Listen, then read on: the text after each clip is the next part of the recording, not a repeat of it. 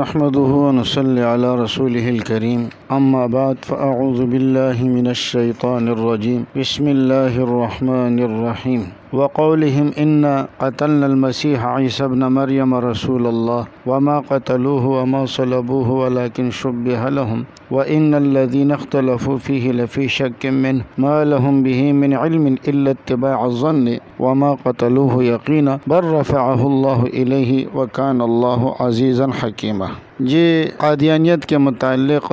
جو بنیادی ہمارے مباحث ہوتے ہیں وہ تین ہیں۔ ایک تو ہے مرزا قادیانیوں سے جو اصولی اختلافات ہوتے ہیں اور جن پر بحث و مباحثہ ہوتا ہے۔ ایک تو مرزا قادیانی کی ذات ہے، قادیانی زہر کا پیالہ پی لیں گے لیکن مرزا قادیانی کی ذات پہ گفتگو نہیں کریں گے۔ اس کے لیے آپ حضرات رئیس قادیان یا حضرت مولانا رفیق دلاوری صاحب رحمۃ اللہ علیہ کی کتاب ہے، انہوں نے مرزا قادیانی کے ذاتی حالات کو بہت اچھی طرح واضح فرمایا ہے۔ اور پھر قادیانیوں کی جو کتابیں ہیں جیسے کہ سیرت المہدی وغیرہ ہے تو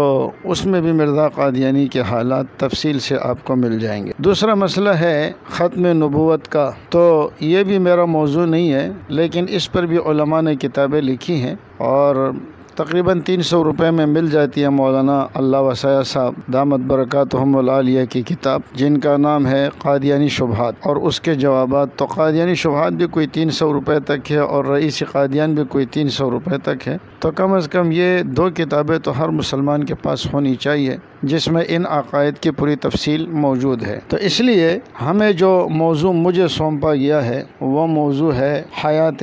مسیح علیہ السلام کا۔ آپ کو معلوم ہونا چاہیے کہ کسی بھی موضوع پر گفتگو کرنے سے پہلے ہمیں دعویٰ، جواب دعویٰ اور مدعی اور سائل کا علم ہونا چاہیے، اس لیے کہ گفتگو کا سارا مدار اسی بات پر چلتا ہے کہ مدعی کون ہے اور سائل کون ہے۔ ظاہر ہے کہ میری یہ گفتگو سننے والے کچھ اہل علم حضرات بھی ہوں گے اور کچھ ایسے حضرات ہوں گے جو عام لوگ ہیں، تو شاید ان کے لیے اس گفتگو کا سمجھنا پیچیدہ ہو جائے، تو میں آسان الفاظ میں انشاءاللہ اس کی وضاحت کروں گا۔ مدعی اسے کہتے ہیں جو دعویٰ کرے، اور اس کی تفصیل آپ میرے چینل پہ اگر جائیں گے، چینل پہ اگر آپ اتنی بات بھی لکھ دیں گے، صرف صدوخانی یا محمد قاسم صدوخانی لکھ لیں گے تو الحاد و قادیانیت کے نام پر ہمارا چینل وہاں پر موجود ہے۔ ایک میرے نام سے ہے جس میں مناظرے وغیرہ ہیں اور دوسرا الحاد و قادیانیت، تو وہاں آپ کو انشاءاللہ مدعی اور سائل کی پوری تفصیل نظر آ جائے گی۔ مدعی اسے کہتے ہیں جو کسی چیز کا دعویٰ کرے اور سائل اسے کہتے ہیں جو اس کا انکار کرے۔ یہ آسان الفاظ میں آپ کو بتا رہا ہوں تاکہ جو پیچیدہ الفاظ ہے وہ آپ کے لیے مشکلات کا سبب نہ بن جائے۔ تو مدعی اسے کہتے ہیں جو کسی چیز کا دعویٰ کرے اور سائل اسے کہتے ہیں جو اس چیز کا انکار کرے۔ مثال کے طور پر آپ کسی کے اوپر چوری کا الزام لگا رہے ہیں کہ فلاں نے میرے 1000 روپے چوری کیے ہیں، تو آپ نے ان پر 1000 روپے کی چوری کا دعویٰ کیا اور وہ کہتے ہیں کہ میں نے نہیں کیے، یعنی آپ کے دعوے کی تردید کرتے ہیں، تو اسے مدعا علیہ کہتے ہیں یا سائل کہتے ہیں۔ اب یہاں پر تھوڑی سی پیچیدگی یہ پیدا ہوتی ہے کہ ہم کہتے ہیں عیسیٰ علیہ السلام زندہ ہے اور قادیانی کہتے ہیں کہ عیسیٰ علیہ السلام وفات پا چکے ہیں۔ تو اب یہاں پریشانی یہ آتی ہے کہ ہم کس کو مدعی مانیں، اس لیے کہ دونوں کہہ رہے کہ ہے، ایک کہتے ہیں زندہ ہے اور دوسرے کہتے ہیں وفات پا چکے ہیں، تو اس لیے دونوں ہے کہہ رہے ہیں، تو اب اس میں سائل کون ہے اور اس میں مدعی کون ہے؟ تو یہاں ایک بات یاد رکھیے بڑے آسان الفاظ میں کہ جو خلاف ظاہر کا دعویٰ کرے، مدعی کی ایک تعریف یہ بھی ہے جو خلاف ظاہر کا دعویٰ کرے اسے مدعی کہتے ہیں، اور سائل اسے کہتے ہیں کہ یا مدعا علیہ اسے کہتے ہیں کہ ظاہر اس کا ساتھ دے، من ساعدہ الظاہر، اور مدعی کسے کہتے ہیں من ادعا خلاف الظاہر۔ مثال کے طور پر ایک مکان ہے، اس مکان میں آپ رہتے ہیں اور سارے محلے والوں کو پتہ ہے کہ یہ مکان آپ کا ہے، آپ نے یہ پلاٹ خریدا ہے، آپ نے بنایا ہے، کاغذات آپ کے نام پر ہے، آپ اس میں 10 15 20 سال سے رہ رہے ہیں، تو ظاہر یہی کہتا ہے کہ یہ مکان آپ کا ہے۔ اب اگر کوئی شخص آ کر آپ سے کہتا ہے کہ یہ مکان میرا ہے،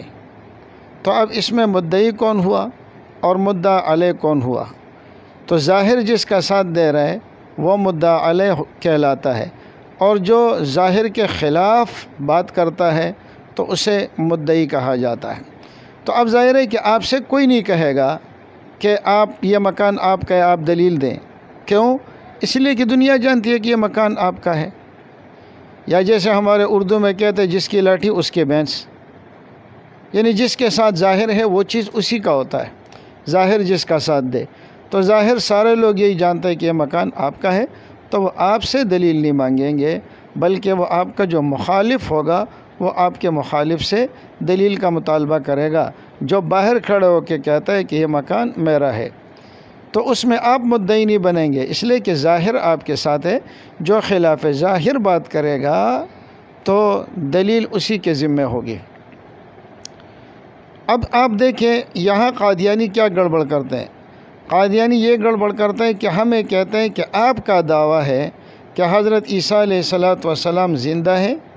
آسمانوں پر ہیں، اب آپ دلیل دیں کہ عیسیٰ علیہ السلام زندہ ہے۔ حالانکہ دلیل اس کے ذمہ ہے کہ وہ کہے کہ عیسیٰ علیہ السلام وفات پا چکے ہیں، اور اس میں عیسیٰ علیہ السلام کے لیے وہ موت والی دلیل دے۔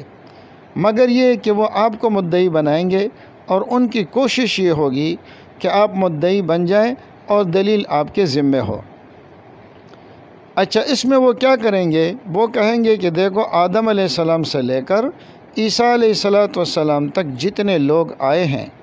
وہ سارے کے سارے مر چکے ہیں، وفات پا چکے ہیں۔ تو ظاہر یہی ہے کہ جو آدمی پیدا ہوگا اسے موت آئے گی، وہ مرے گا۔ اور آپ کہتے ہیں کہ عیسیٰ علیہ السلام آج تک زندہ ہے، تو آپ ظاہر کے خلاف دعویٰ کر رہے ہیں، اس لیے اب آپ پر لازم ہے کہ آپ عیسیٰ علیہ السلام کو زندہ ثابت کریں، اور زندہ اس کو آسمانوں پر چڑھائیں، اور پھر اس کو زندہ آسمانوں سے اتاریں، اور یہ ساری بات قرآن کریم کے مطابق ہو۔ ایک قادیانی کی مجھ سے اس موضوع پہ بات ہوئی، انہوں نے کہا دیکھو آپ ظاہر کے خلاف کا دعویٰ کر رہے ہیں۔ تو میں نے ان سے کہا کہ کیا آپ کا تعلق کس امت کے ساتھ ہے؟ یہودی ہے، عیسائی ہے، سکھ ہے، کیا چیز ہے؟ تو اس نے کہا میرا تعلق رسول اللہ صلی اللہ علیہ وسلم کی امت کے ساتھ ہے۔ میں کہا ٹھیک ہو گئی۔ اب یہ بتائیں کہ نبی علیہ السلام کی امت میں لوگوں کا عقیدہ کیا تھا؟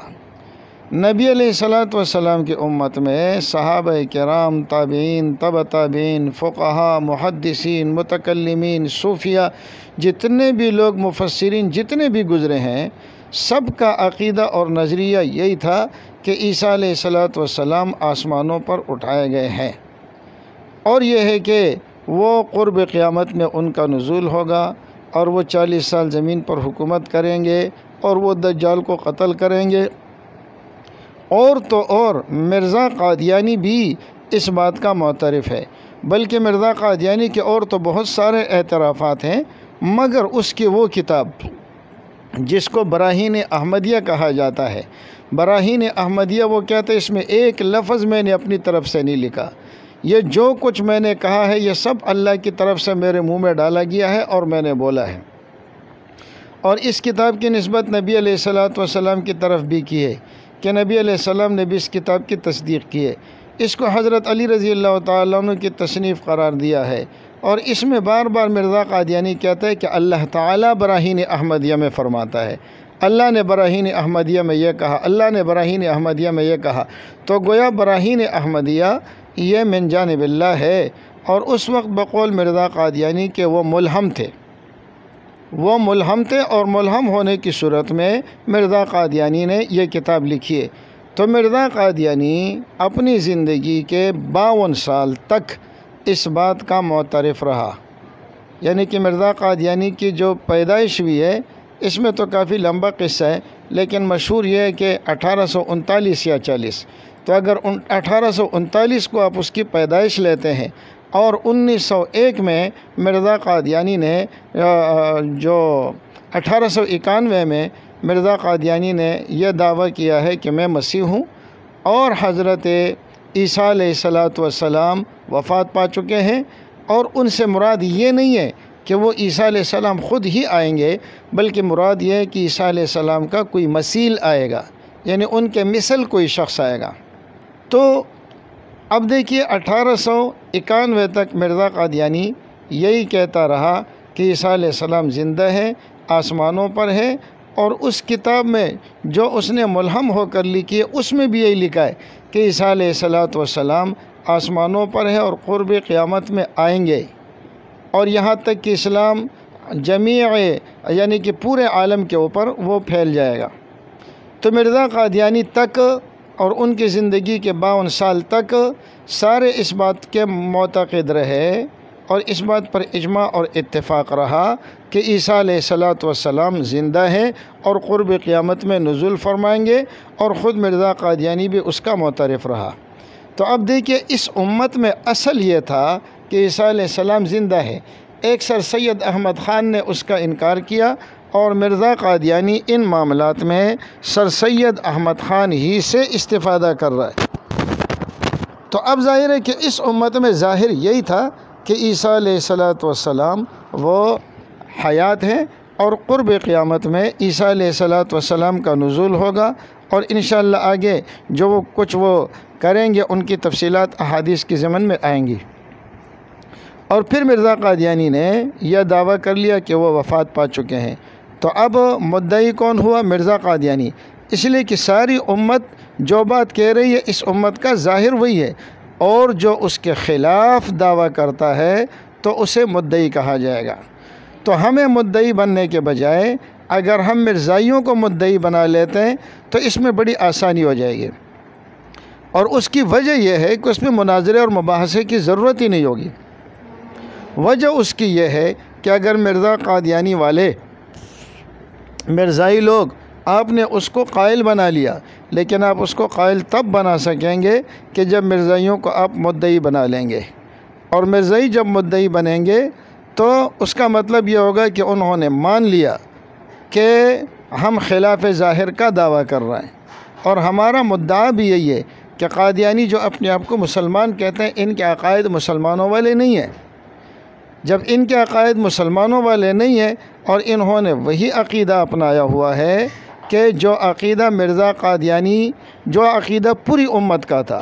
اور مرزا قادیانی یہ تسلیم کر چکا ہے کہ پوری امت کا اس بات پر اجماع تھا،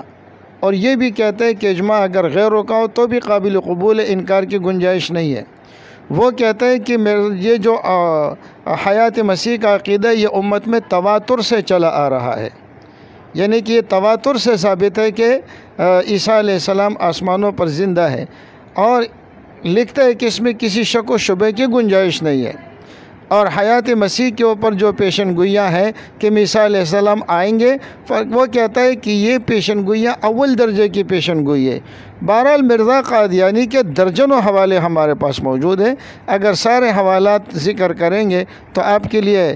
وقت بہت زیادہ ہو جائے گا۔ تو خلاصہ یہ کہ مرزا قادیانی بھی مانتا ہے کہ نبی علیہ الصلوۃ والسلام وہ عیسیٰ علیہ الصلوۃ والسلام حیات ہیں، اور قرب قیامت میں ان کا نزول ہوگا۔ وہ ان کے کتب کے مختلف حوالوں سے آپ کے سامنے آ جائے گا، بلکہ آپ جو کتابیں لیں گے تو اس میں آپ کو مل جائے گا۔ تو اس سے معلوم ہوا کہ قادیانیوں کا دعویٰ جو ہے وہ امت کے خلاف ہے، اور ہم بھی یہی بات کہہ رہے ہیں کہ قادیانیوں کا جو عقیدہ ہے وہ امت کے نظریے کے خلاف ہے۔ اگر آپ ان حوالے جات کو اکٹھا کر کے اور قادیانیوں سے یہ بات منوا لیں کہ آپ خلاف ظاہر کا دعویٰ کر رہے ہیں اور قادیانی مدعی بن جائے، تو آپ کہہ دیں بس میرا تمہارا جھگڑا ختم، ہمارا تو تم سے اختلاف یہی ہے کہ تمہارا جو عقیدہ ہے وہ امت کا عقیدہ نہیں ہے، وہ امت کا عقیدہ نہیں ہے، اور تمہارا عقیدہ وہ امت محمدیہ کے عقیدے کے خلاف ہے، اور جب آپ مان گئے ہیں تو لہذا جھگڑا ختم ہو گیا، اب تم سے مناظرے کی ضرورت ہی نہیں ہے، یہ بات ثابت ہو گئی کہ تم مسلمان نہیں ہو۔